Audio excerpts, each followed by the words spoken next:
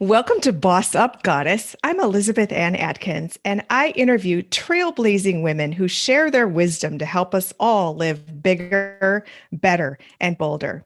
With me tonight is a woman who does exactly that. Her name is Barbara Boldt, and she is the principal of Boldt Global.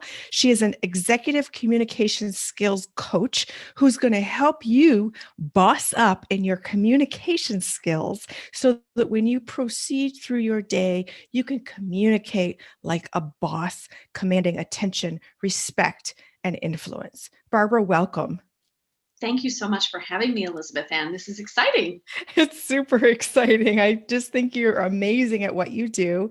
And so I'd like to just jump right in and first talk about why this is so important. Well, communication in general is super important because it's the way that everything in life happens. I am a firm believer in the ability of communication to really improve every situation, clear, impactful communication. Mhm, The reason that women communicating powerfully is important is because we need to be taken seriously. mhm, We want to be listened to in the boardroom or in a team meeting or wherever we might be speaking. So mhm, it's super important for us to really figure out how we're getting in our own way mhm, around that, mhm, and then removing those barriers and mhm, blocks mhm. to powerful communication. I love it. And a lot of times we're unaware of communication drawbacks that we're engaging in on a daily basis. And just a couple of them. Many women speak in a way that the end of their sentence goes up like a question mark when it should be a declaration of authority of what you're saying.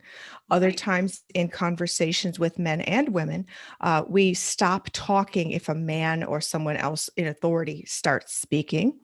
Other things are posture and taking up space and standing tall with your head high like you belong there and people should listen. So there's a lot of things and I'm excited. So Barbara, start with our speech. What are some things people women can do to speak with authority?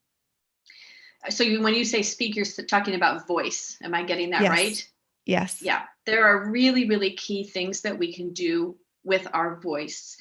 When I teach my presentation skills classes, when I taught them in Switzerland, I had a voice coach come in and work with the students because we often are not aware of how we sound. A lot of people have a fear of being videoed, of having to listen to themselves because they don't like their voice. Well, we can't not like our voice because it's us. It's who we are. If we're not happy with some aspect of the way we sound, there's probably something we can do about it. So that thing that you mentioned, upspeak, I call it upspeak, which is ending the phrase going up, is something that can be corrected. Once someone becomes aware that they have that tendency, it takes effort, but you can train yourself to go down at the end of your phrases. And you are absolutely right that that is where we get power in English in particular. I have a multicultural background, so I always talk about what is powerful in English. Down at the end of the phrase is for sure where we get confidence, authority, and power. That up intonation is questioning and tentative. So that's one thing. Intonation pattern is something people need to pay attention to and listen to when they record themselves to make sure that they have the pattern that's coming across powerfully. One thing I always say about that is if you're talking about money in particular, or any kind of idea that you're really trying to get people behind, you need a lot of that down intonation. Mhm, mhm. Yes, I love that so much. And I love how you're incorporating recordings into it because pro athletes watch their game tape, their film, to watch replays. So we all need to record ourselves and listen and really become aware of our speech patterns because we're not. We don't hear ourselves in a conversation. And it's No, remarkable. Mhm, there are other things we don't hear as well. And as long as we're kind of on that vein, ahs, repetitive little words, A lot of people have a so at the beginning of a phrase that every phrase is so. It becomes repetitive, and it takes away from the impact of the phrase, of the point you're trying to make. When I teach people who are not mother tongue English, I often have to teach them a little bit of grammar. And in English, we form our phrases with a subject, a verb, and an object. If you start a phrase with but, so, and, well, you're detracting from the power of that subject, verb, object construction. We are wired to listen for the subject, the verb, and the object. And if we don't give that to people, we decrease the power of what we're saying. And many people are not aware of that. Not at all. I mean, I use those words as sort of a transition, but you're right, it does diminish the power of what you're saying. Well, sometimes it's appropriate. There are places where an and really does connect to related ideas or points, but frequently and is a ramble. And it's a filler. It's a placeholder. Mm-hmm. Those are the ands we want to cut from our usage. The other little words I really encourage people to listen for, and I actually am guilty of this because I just listened to an interview that I did last week, the minimizer words. I call them minimizers, the a little bit, kind of, sort of, maybe, all of those small words that rob us of power. They absolutely rob us of power. And women are more likely to use those small little words and phrases unconsciously. It's just something that we don't know we're doing. And I'm trying to make myself become more aware since having listened to that interview that I did last week, because I use them fairly frequently, more frequently than I would have liked. What's an example? Well, maybe, or kind of, or sort of, a little bit, right? It's those kinds of things. Maybe I'm a little bit nervous, or maybe we need to be a little bit more careful about the way we do something. Yeah. So we need to be careful, or we need to take action. We don't maybe need to take it. We need to take it. So those are, I think as women, we're conditioned a bit to use these small words. So, oh, go ahead. I was going to say, I have an interesting intercultural tidbit about Japanese culture. I once read that Japanese women have to use 30% more words than men than Japanese men to say the same thing because of apologizing so much. In Japanese culture, females are constantly gomenasai, sumimasen. Those are both words for apology in Japanese. I was an exchange student when I was 17. 30% more words because they're apologizing constantly. Think about that. That's horrific. And we do that in English. We say, oh, sorry, if somebody tries to start talking, and we're like, oh, sorry, go ahead. Way overuse sorry. Way overuse. We have to be conscious of it and then stop, because I became conscious of that and stopped. Sorry. And there's other ones that are even worse, like, I hope I'm making sense, or does that make sense?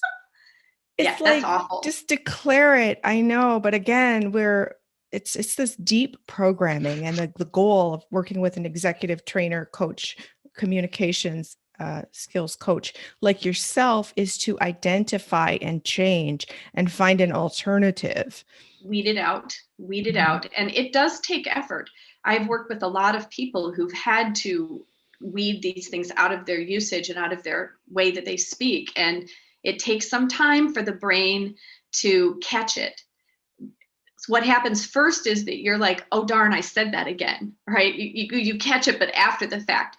But if you are aware and proactive enough, you can get to the point where the brain says, nope, we're not going to say that. And then it becomes a pause, or you find an alternative phrase. But I totally agree with you that sorry is something we just need to drill right out. We shouldn't be sorry. No, we shouldn't at all. We should be very confident in declaring what we want or what we need to say. Absolutely. So Barbara, is there anything else on speech? I'm looking at my little list here. Pacing is very important. The pace at which we speak does impact confidence, coming across confidently. I use the term measured pace, and I hope I'm somewhat speaking at that measured pace this evening. I generally try to speak that way. A measured pace allows you also to enunciate so that you can be understood. This is particularly important for anyone who has an accent. If people have accents and they speak quickly, they're likely to be misunderstood. But if they slow down and really use the facial muscles to carefully pronounce the words they're using, their clarity and their ability to be understood will really increase. But that's also true for a lot of native speakers. All of us should be definitely enunciating and pronouncing the words carefully. And we need to speak slower than we might think in order to accomplish that. We obviously don't want to sound like we're hesitating, but we want to be speaking slowly. What comes to your mind, Elizabeth, when you hear somebody speaking super fast? Well, I keep flashing to a business meeting where there's a woman and it's her turn to talk. And she talks really fast, nervously, because she feels like she doesn't own the floor and Mhm. that she has to squeeze it in really fast to get her point in. But it's spoken with such a lack of confidence, and the speed absolutely diminishes the impact of the words. And it diminishes the amount that people retain. That's another thing about quick communication, is that people retain less of what you say if you say it super fast. So one reason you want to speak more slowly is because you want your words to have impact. You want people to remember what you've said. So that's a bit about pacing, the stressing keywords, getting that intonation pattern, like we've already mentioned the upspeak, but it's that what words are we emphasizing in that phrase? Those are the words that people will recall. So we need to be emphasizing those keywords as we speak. That's a couple of things. Did you mention posture at the beginning? I did. That's one of my favorite topics. Okay. Uh, and one of the things I wanted to convey this evening is that it's a super idea to actually ground yourself in the space before you start speaking. And I know, we're not going to sit in a meeting room meditating. I know that that gets a little freaky. However, if you know, for example, this woman that you're speaking about who needs to make an intervention in a meeting, if that person goes to that room a little early, gets comfortable in the space, and then where identifies where they're going to sit or where they're going to stand, and just grounds themselves in that reality just for a few seconds, I think it can honestly help people to, you need to center yourself before you Wow. speak. So it's this, and it could be meditation. I mean, you could go way overboard on this probably. However, just a brief moment of thinking, this is where I am, this is who I am, this is what I'm going to say, and then you do it. Barbara, Do it. I love that because a lot of times when you go into a meeting room and everything's virtual right now, but we still have to speak in Zoom meetings. But when you go in, it can be so intimidating and you don't know where to sit. And then you're so nervous about what you're going to say. And there's all these other people and probably big egos all around. And if you're one of a few women, that can be even more intimidating to some. So, Right. wow, that's so powerful. Ground yourself, put your feet on the floor, you're sitting straight. I belong here. My voice matters. My opinion and input matters. And you can visualize yourself too, right? Um, Yes. Yes. And so even if you're not able to be in the space early, you can visualize yourself in that space. mhm, mhm. That, I'm a big proponent of standing when you oh, speak because oh, of your breath and making your diaphragm open, being able to project that voice. However, I know sometimes in a meeting it might be awkward to be the only person standing. So if you do have to make a sort of presentation or an intervention sitting, just make sure you're sitting very straight. You want that middle part of your body, which on Zoom we can't see, but it's down here, to be open so that you're breathing from your diaphragm and you're able to project that voice. I'm sure you've heard people, and maybe particularly women in meetings, who sound a little choked. Yes, They sound, high and they're pitch. speaking from Yes. way up here. Yeah. Yes, We want to yes. be speaking with our whole body, Mhm. with the air coming through our whole body, so that we Mhm. don't sound minimized just speaking from just the throat. Yes. And of course, sometimes people, in an effort to be louder, will end up shouting, which is never a good thing. So if we project as opposed to shout, I think we can come across more powerfully and more in control of the situation. Mhm. I love that. Okay, so posture, Posture is key. grounding. Okay, excellent. What else? Well, one thing is, if you are standing, don't lean on anything. I'm not a fan of Ooh. leaning. Some people lean on a table, or they're off balance. You want your legs firmly underneath you, hip distance apart, bottom lower part of your body, waist on down. You want to be still. And I would say in Mhm. most meeting circumstances, there's not really a reason to walk around. But what you mentioned at the beginning, getting out of our own way, or maybe I said that, I don't know, but it's these annoying little habits that we do that detract from our verbal message. So it could be the rock, it could be leaning on something, it could be a hip thrust out. This is a very popular posture for women, is having one hip out, and then it throws your whole body off. So you end up with a head tilt. And so straight, I recommend straight posture, shoulders back. And the other thing to keep in mind, if you have to speak, for example, in front of a room, is that all your movement wants to be intentional. You want to look like you have planned every movement. Mm. If you walk from one side of a table to the other, you walk with purpose and you walk with authority. You don't just wander over there and kind of, floppy. You want to be intentional, and your gestures want to be very intentional as well. So we use Mm. our hands to support our verbal message. On Zoom, obviously, we have to move them into the frame. If we're in person, we can have them a little bit lower, but we Mhm. want to count on our fingers. We want to diagram or measurement. There are all kinds of things you can do with your hands that will enhance that verbal message and that put your hands to work for you. That's the way I describe it. People never know what to do with their hands. Well, you use them. That's what you do with your hands. How do you use your hands to convey power? I would say, you know, making a strong point. You don't point at anyone. That's a Uh-huh. no-no. If you Mhm. need to point at something, you use the whole hand. So you Oh. can point like this or like Uh-huh. this, but you never do No. that. No, no, no. One thing I will say that is not a powerful hand gesture is this clasped Ooh. or wringing hands. And this is a behavior that I see with women a lot when they're like at a networking meeting and they're introducing themselves. They're not even aware that they're doing it. They're just kind of, this, I call it the church lady pose. It's not powerful. So Mm. you want to be aware of whether or not you have that tendency. Mhm.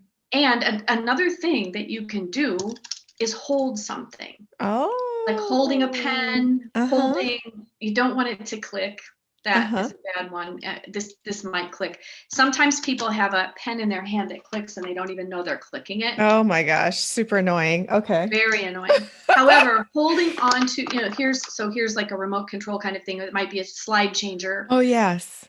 It can Uh-huh. be, so then you have something in one hand, you can use the other hand to Mhm. make your points. Mhm. Some Mhm. people will feel more secure if they can hold on to something. Oh, okay. A little bit Now, of a Linus thing. what does crossing your arms convey? Oh my gosh, it's the worst. It's It's what? the worst. Yes, never ever cross your arms. And one thing, Okay. yeah, what does it communicate to you? I do it if I'm cold, but then I realize that I'm conveying something that's It's the body language is shutting down, blocking myself, protecting myself. defensive. Very defensive. Mm-hmm. I can't tell you how many times I've seen in a presentation someone get to the Q&A and say, I'll be happy to answer your questions now. Real happy, right? Real happy. So keep those arms open. We never want to cross our arms at the front of a room. And it's interesting because a lot of photographs of people power poses are always this, What is that? I don't know. I don't like it. It's not my kind of power pose. I think we can have a lot of different kinds of power poses, but that's not one of them. So we definitely want to keep that open posture. The other thing is, if you're in a situation where people are going to be questioning you, like we could call it a Q&A, but maybe it's not always that formalized. It's very important to remove any barriers between you and the people asking the questions if possible. So like if you've been speaking behind a table, you want to come out from behind that table and move closer to your audience. They will be nicer to you and less hostile the closer you are to them. So, and smile. That's the other super important thing. Now, I think maybe we think about women smiling too much. Yes. That can be the case. However, it is a social lubricant, particularly in American culture. So we all have to deal with this thing of the hostile female, right? This stereotype of this, pardon my French, bitch, which, you know, we might have to edit that out. I'm sorry. Oh, but it's good. It's real. But so we have to walk that fine line between being firm and being confident and being in control, but not being perceived as that nasty person. And the smile, well placed and well used, can actually serve us in that regard. I'm really sorry that we're going to have to end this meeting early, but in fact, someone needs the room. Or I'm really sorry. Sorry, we don't want to say sorry. Cut that out. No, but it didn't come across wrong. We were just talking about apologizing. And I think erring on the side of nice always is better than being abrasive. But in the context of all the socialization that we as women have had, we have to walk this fine line, as you said, between the super sweet pushover and the bitch. Because once you get labeled a bitch, you might get what you want, but it doesn't cultivate the best working environment. For sure. And I think all of us can find that middle ground inside. And I think that's the key, is finding it within us before we can put it out to the rest of the room. Yeah. One other thing I wanted to mention, some people get super nervous and they're afraid they won't be confident. But one of the cool things about some of these behaviors, like the posture, like the eye contact, like the firm gestures and intentional movement, it brings the confidence from within you out. Because you are acting confidently, you will have confident behaviors. And so your body is like, okay, I must be a confident person, right? I'm going to follow this lead.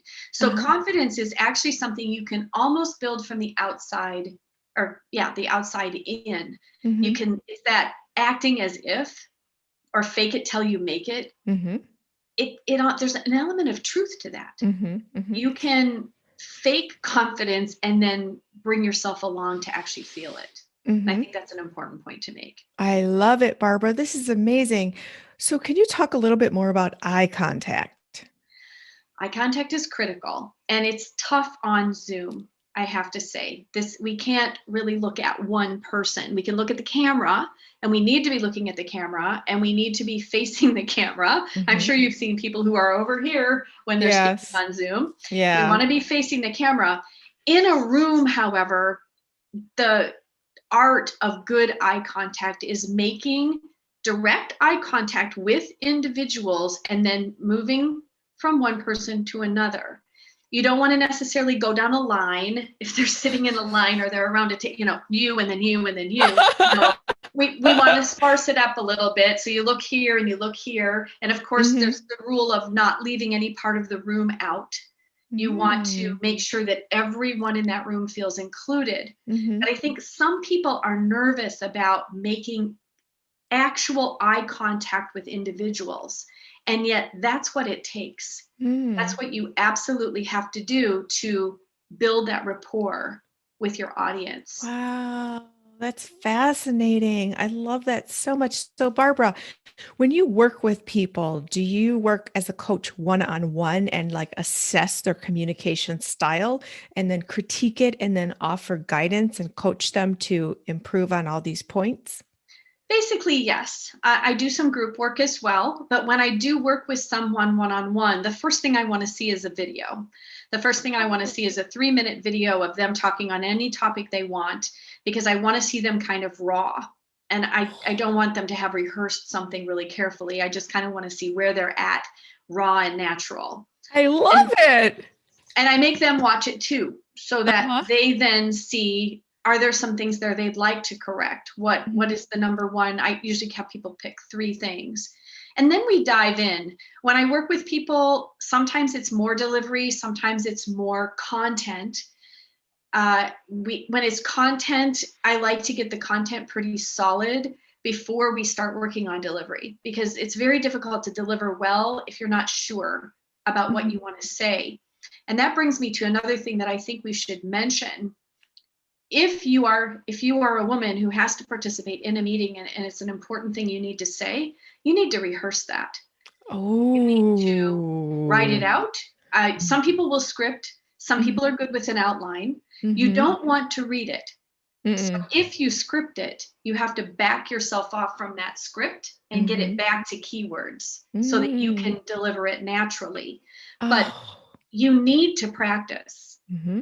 because it makes an amazing difference. I didn't used to practice much. I'm kind of a winger by nature. However, I realized I needed to start walking more of my talk a little while ago. And so I started practicing more frequently. Oh my And gosh. it gives you confidence right there, because you have said it before and you have the words in your mind and you know the order in which you want to say them. So I think rehearsal cannot be underestimated. I love that you said that. Oh my gosh, that's awesome. I'm You are everybody's worst incredible. nightmare. What was that? I'm everybody's worst nightmare. But guess what? The result that they get from working with you is tremendous because they become a powerful boss.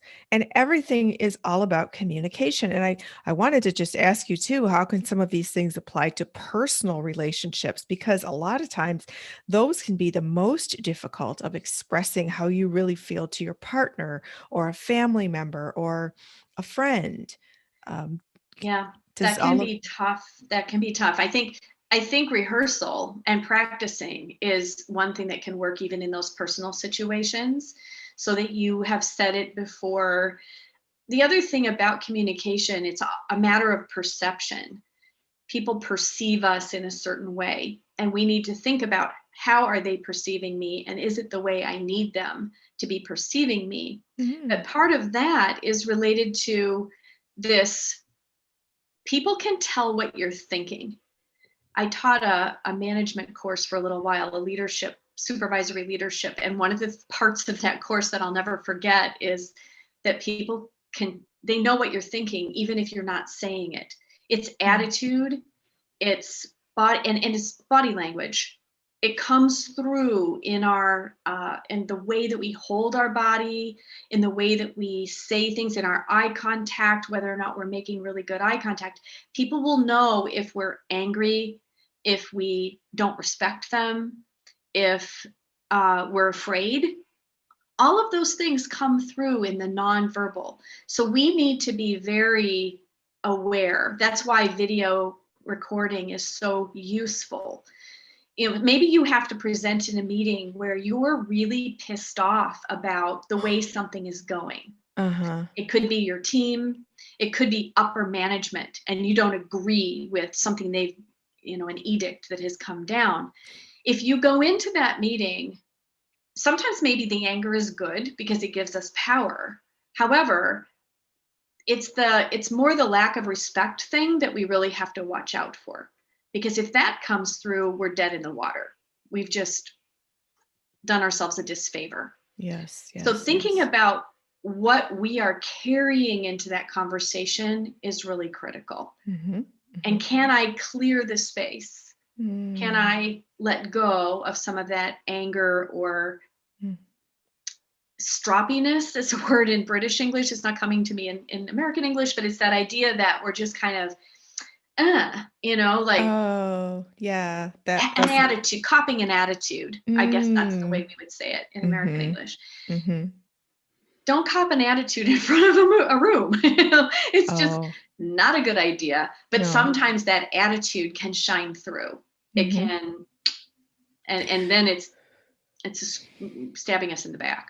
So, what does someone do if they are angry and that comes through unexpectedly when they have the floor? How do you clean it up? Well, I would say that one way to express anger is to be very explicit about it. Say, I am really angry about this, because then you've put it out there and you can explain why. The kind of anger that can really trip us up, I think, is the anger that's not made explicit. It's that we can tell you're angry, but you're not telling us you're angry. You're trying to either gloss it over or make the best of a bad situation. In those situations, the communication is confused. It's not coherent. So if we've lost our temper, again, I think the best thing to do about that to clean it up is to apologize and be very upfront about it. Mm-hmm.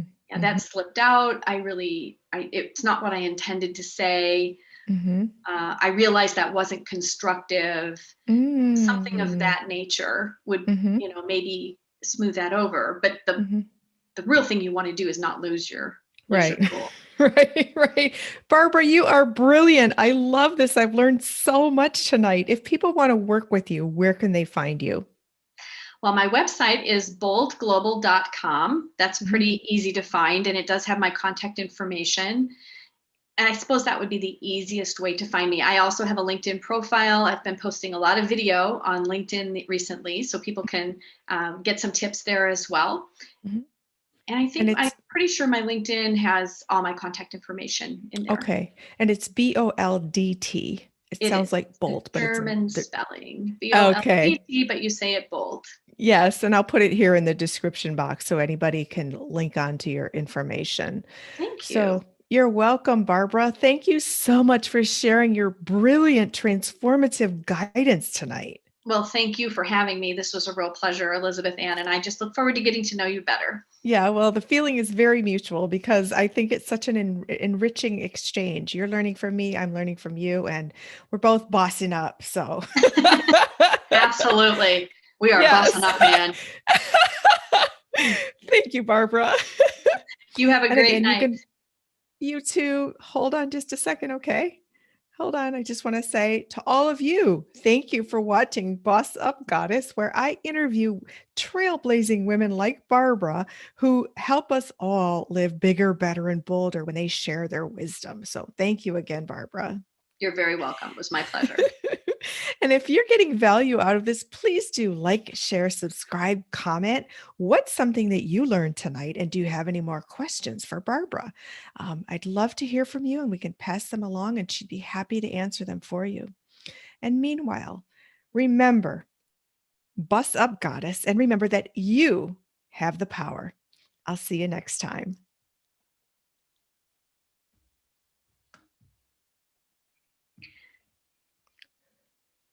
Um, I'm holding my breath. I'm like, is the record off yet? No. Oh my no, God. it's still on. Hold on. But you can edit this off for me. My Oh my God. mouse isn't working. I overheated myself. We're still on live. So my